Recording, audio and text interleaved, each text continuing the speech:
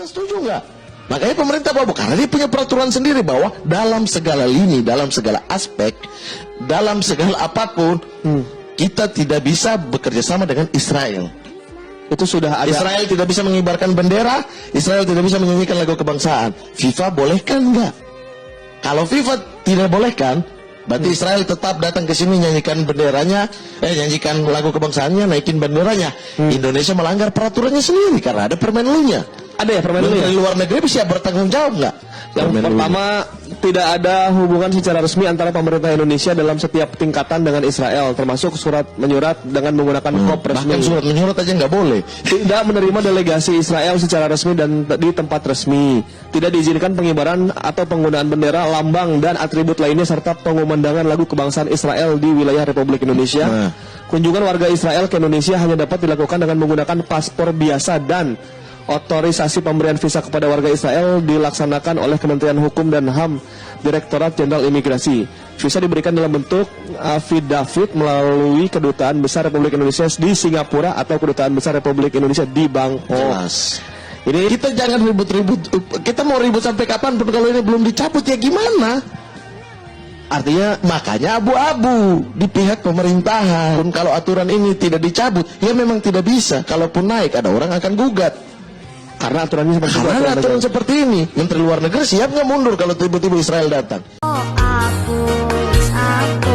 Tumindakmu kosong bagus, kayamu sok polos, cepule kowe penipu alus, cepule kowe penipu alus.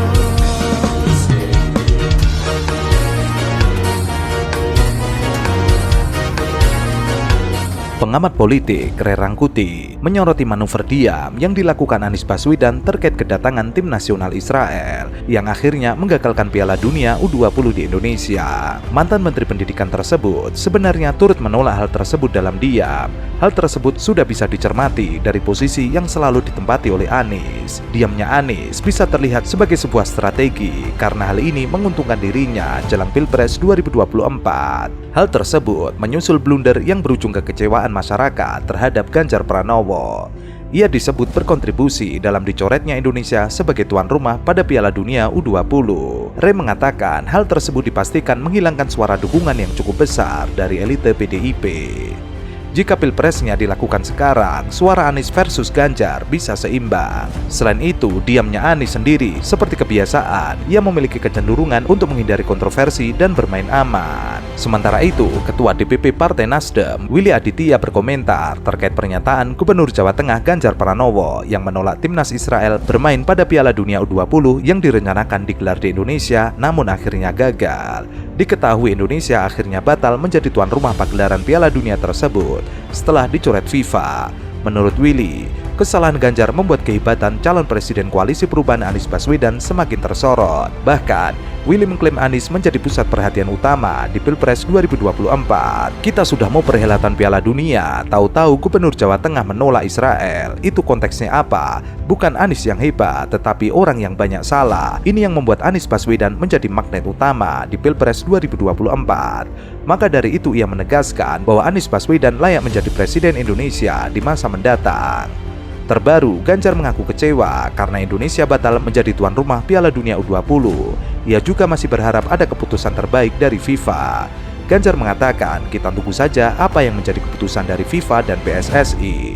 Ia memantau belum ada surat yang masuk dari FIFA ke PSSI atau pemerintah. Kita tunggu saja apa yang menjadi keputusan dari FIFA dan PSSI. Sampai dengan tadi malam saya beruntung karena bisa memantau perkembangan yang ada.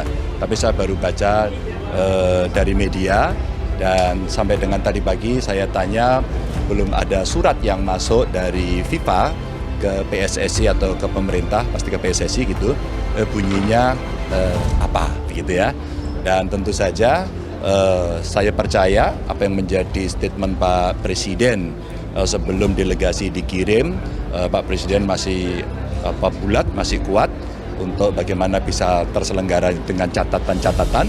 Maka effort PSSI untuk bisa lobby ke FIFA, menurut saya perlu mendapatkan dukungan kita semua. Selain itu, kekecewaan selanjutnya adalah persiapan yang sudah dilakukan sejak lama. Sebelum mengeluarkan pernyataan soal penolakan tim Israel, Ganjar mengaku sudah komunikasi dan ada peluang digelar secara CEO host.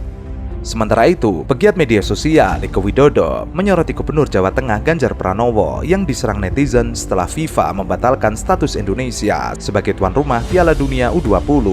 Ia mewanti-wanti Ganjar untuk bersiap menjadi gelandangan politik. Hal itu disampaikan Eko dalam akun Twitter pribadinya. Ganjar sukses hancurkan pendukung Jokowi, sudah tidak ada maaf. 300.000 komen IG isinya hinaan dan caci maki. Siap-siap jadi gelandangan politik. Sementara itu, Wakil Ketua Umum PSSI Zainuddin Amali membeberkan dasar Indonesia menang dalam proses bidding pemilihan tuan rumah Piala Dunia U20.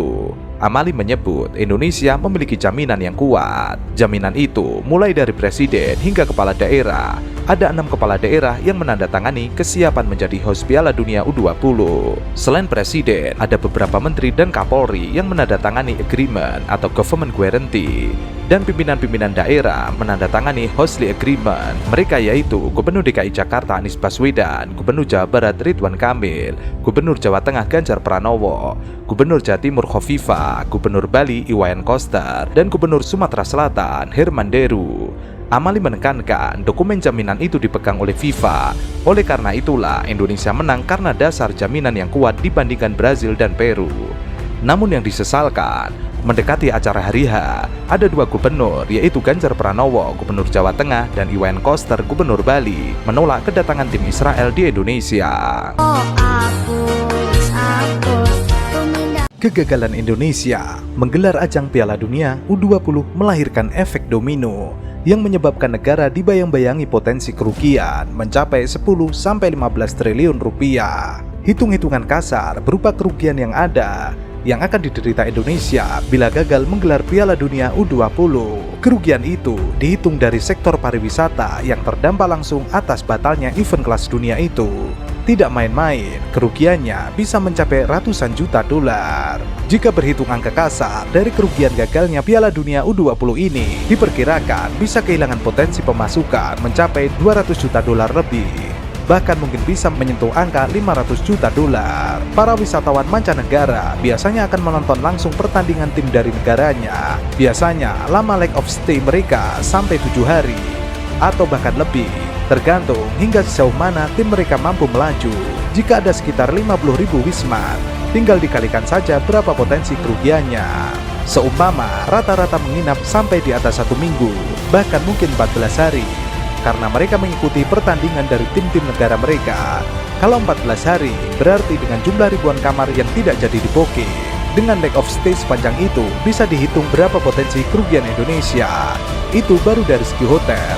Belum lagi potensi kerugian dari sisi branding Indonesia di mata dunia, dan juga potensi investasi yang mungkin akan masuk setelah pagelaran Piala Dunia U20 sukses digelar. Potensi kerugian juga dirasakan oleh daerah-daerah yang ditunjuk menjadi venue Piala Dunia U20. Mereka akan kehilangan pendapatan dan pergerakan ekonomi yang cukup signifikan dengan batalnya event FIFA ini. Piala Dunia U20 ini diselenggarakan juga di daerah-daerah. Tentunya ketika batalnya kegiatan ini akan berdampak pada kehilangan potensi pendapatan daerah yang tadinya akan diraih oleh masing-masing daerah yang menjadi venue pertandingan. Jika kehilangan potensi dari pergerakan ekonomi yang disebabkan oleh hilangnya potensi penonton yang bisa mencapai 1,2 juta lebih selama pagelaran itu berlangsung. Ini berkaca dari perhelatan Piala Dunia U20 di Kolombia tahun 2011 yang memecahkan rekor penonton terbanyak mencapai 1,2 juta orang. Belum lagi biaya renovasi stadion yang telah dikeluarkan oleh pemerintah pusat. Mungkin kita dari ini sih soal apakah setuju jangan campur adukan politik dengan sepak bola. Karena itu juga argumen yang kerap kali disampaikan pada bagi orang-orang yang kemudian melihat ini urusan lapangan hijau, ini urusan sepak bola, politik jangan ikut campur. Kalau nggak salah slogan FIFA kan juga salah satunya itu ya, kick politics out of football. Gitu. Itu kan juga salah satu kampanye dan slogan FIFA yang selalu disampaikan gitu. Dan menurutku pertanyaannya dari statement itu adalah sejak kapan sepak bola itu steril dari politik? football is always Always been political. politicized. Yeah. FIFA telah mencabut status Indonesia sebagai tuan rumah Piala Dunia U20 tahun ini. Padahal, persiapan sudah dilakukan pemerintah sejak lama. Salah satunya Kementerian Pekerjaan Umum dan Perumahan Rakyat yang mendapatkan mandat untuk merenovasi stadion. Sesuai dengan keputusan Presiden nomor 19 tahun 2020 dan instruksi Presiden nomor 8 tahun 2020, Kementerian PUPR ditugaskan untuk melaksanakan renovasi 2 stadion utama, yakni Stadion Kapten Iwayan Dipta Gianyar Bali dan Stadion Manahan Solo, serta 15 lapangan latihan di 5 provinsi, yakni Jawa Tengah, Bali, Jawa Timur, Jawa Barat, dan Sumatera Selatan. 15 lapangan latihan terdiri dari 3 lapangan di Palembang, yakni lapangan atletik, baseball, dan panahan di Cakabaring. 3 lapangan di Sumedang dan Bandung, yakni lapangan IPDN, Unpad, dan Sidolik. Lalu ada 4 lapangan di Solo, Jawa Tengah, yakni lapangan Sriwedari, Banyuanyar, Sriwaru, dan Kota Barat. 1 lapangan di Madura, yakni Stadion Gelora Bangkalan. 4 lapangan di Bali, yakni lapangan Ngurah Rai, Kompiang Sujana, Gelora Trisakti Legian, dan Gelora Samudra Kuta. Pelaksanaan renovasi 2 stadion utama dan 15 lapangan latihan ini dibagi menjadi 3 paket pekerjaan dengan anggaran APBN keseluruhan mencapai 418 miliar rupiah. Paket pertama dikerjakan oleh kontraktor PT PP Tbk dengan nilai kontrak sebesar 152 miliar. Paket 2 klaster Solo dikerjakan oleh PT Nindya Karya Wilayah 2 dengan nilai kontrak sebesar 78 miliar rupiah. Dan paket ketiga klaster gabungan Bandung, Bangkalan, dan Palembang dikerjakan oleh PT Nindya Karya Wilayah 2 dengan nilai kontrak sebesar 83 miliar rupiah. Pekerjaan konstruksi dari paket-paket tersebut dimulai sejak penandatanganan kontrak antara Kementerian PUPR melalui Ditjen Cipta Kerja dengan kontraktor pelaksana pada 6 November 2020 silam. Pada awal Februari 2023, Menteri PUPR Basuki Hadi Mulyono mengatakan persiapan renovasi stadion untuk Piala Dunia U20 sudah selesai direvitalisasi dan siap digunakan. Kemudian, FIFA membuat pernyataan mencabut status Indonesia sebagai tuan rumah Piala Dunia U20.